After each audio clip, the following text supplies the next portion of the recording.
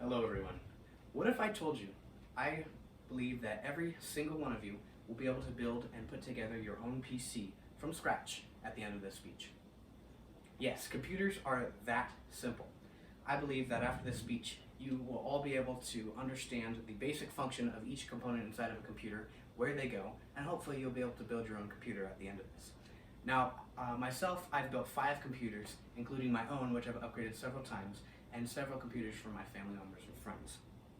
Now, I'd like to first talk about a basic overview of a computer and the individual components inside.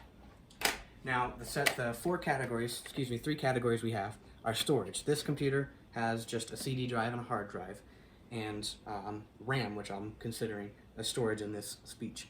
I also have a CPU, a processing unit. Processing will be the next category we'll go through, and this also has a power supply and a cooling fan, which is the next section.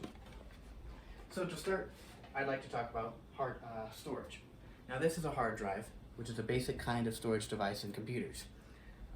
This hard drive is an HDD, which is the most common type of hard drive. Now in 2010, according to an article called HDD Unit Shipments Worldwide from 1976 to 2021 on Statista, over 651 million hard drives were sold, which shows the importance of hard drives in not only computers but all sorts of other technology. Now, hard drives, HDDs, are not the only type of storage device. We also have solid-state drives, which can handle upwards of 100 terabytes and are the second fastest type of storage. We also have M.2 drives, which are the fastest, and because they're small and mount to the motherboard, which is a component I'll talk about later, they can only handle about 8 terabytes of storage. Now, lastly, we have RAM, which stands for Random Access Memory. These mount to the motherboard and provide the CPU with the basic information to run certain programs and be able to draw that information as quickly as possible. But where do these go? Well, hard drives normally mount to racks inside of the computer. Solid-state drives also mount to racks, though there's a lot of external drives offered with a USB interface. We also have M.2 drives, and like I said, these mount directly to the motherboard.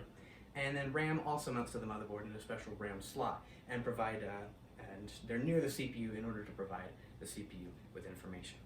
But what's the use of all this storage if we don't have anything to process it? Which brings us to my next section. Now, in 2022, processor sales made $65 billion, which is 3 times NASA's budget, according to USAspending.gov. And as you can imagine, these CPUs are extremely expensive. They can make up to a third to a half of the cost of a CPU build, or of a PC build, excuse me. Now CPUs are the central processing unit, and they're normally located center or off to one of the corners of a PC. Now these CPUs handle lots of information and lots of electrical flow, so they get hot, and they're often hidden underneath heat sinks with fan coolers or water cooling units. And next we have graphics processing units. Now these GPUs, or graphics processing units, handle all of the processing for the graphics of a computer. These are often very modular and nearly entire mini PCs that mount inside of a bigger PC. And these consist of their own processors, their own RAM, their own coolant device, and their own interface on the back of the computer. Now, NVIDIA's flagship GPU, their RTX 6000, sold for $6,800 according to their store at store.nvidia.com. And that shows just how expensive these modular mini PC GPUs are.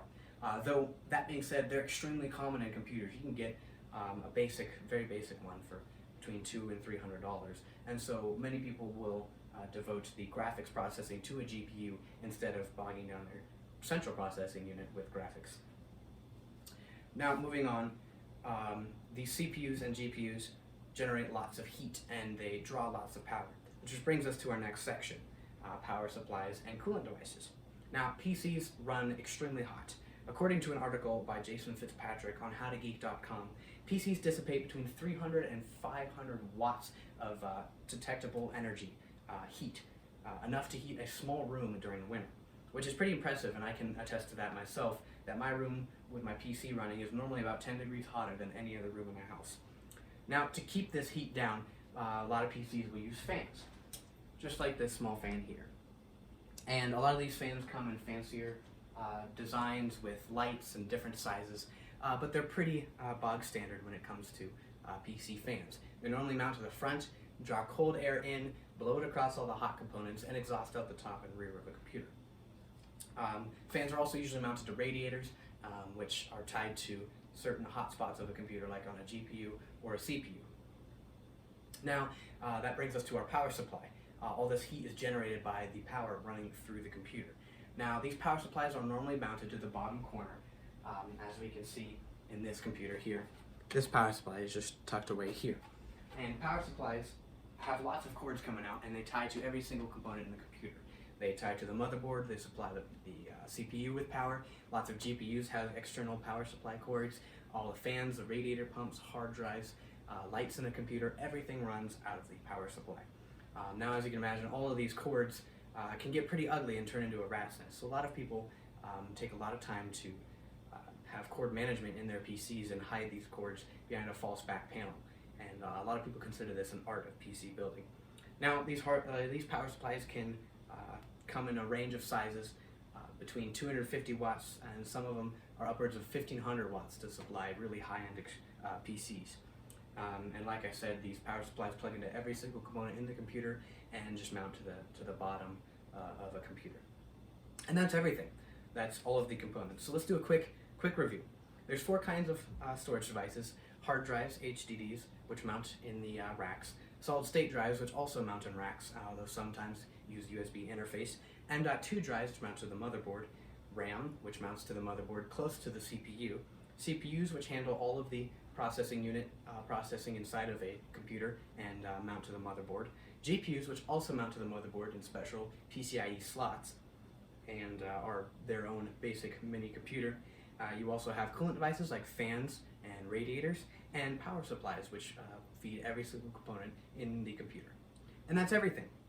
Now, hopefully I didn't bore you guys didn't fall asleep, and hopefully you should all be more confident when it comes to PCs, and you all should be able to understand the basic function of each of the components, and we'll be able to build one later today. Now, don't worry, there's no test, but if you need help building a computer, there's lots of resources online to help you in your endeavors. Thank you for letting me speak.